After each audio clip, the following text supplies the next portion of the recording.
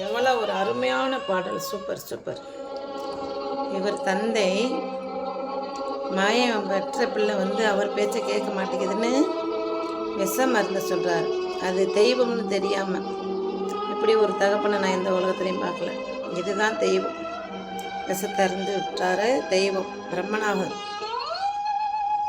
ஒரு சரியான ஒரு நல்ல கருத்து நிறைந்த படம்.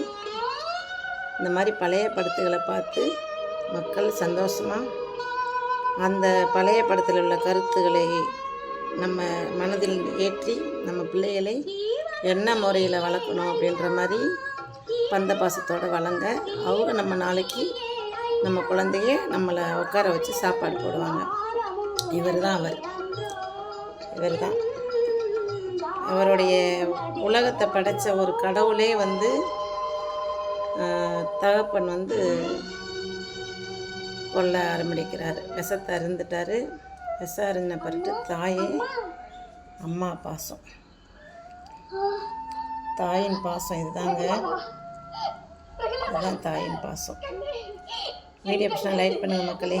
பழைய படம்னா எனக்கு ரொம்ப பிடிக்கும். அதனால் நீங்களும் பழைய படத்தை கேட்டு ரசித்து அதனுடைய கருத்துக்களை விளைவில் ஏற்றி நம்ம பிள்ளைகளை எப்படி பந்தவாசமாக வளர்க்கணுமோ அப்படி வளர்க்கணும்.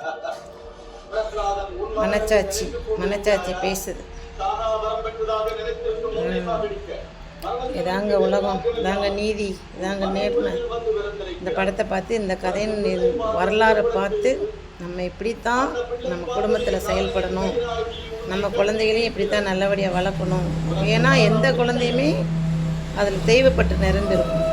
அதுதாங்க தெய்வம். நம்ம குலதெய்வம் நம்ம பிள்ளைங்க தான் நம்மளுக்கு தெய்வம்.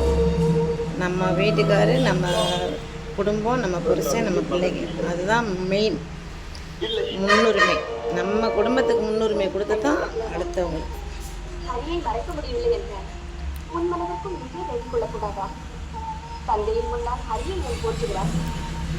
ஹரி ஹரி ஹரி கிருஷ்ணா ஹரி நாராயணா அந்த மாதிரி சாமி எனி டைம் போதிச்சுக்கிட்டு இருக்கிற அந்த குழந்தை தெய்வ குழந்தை.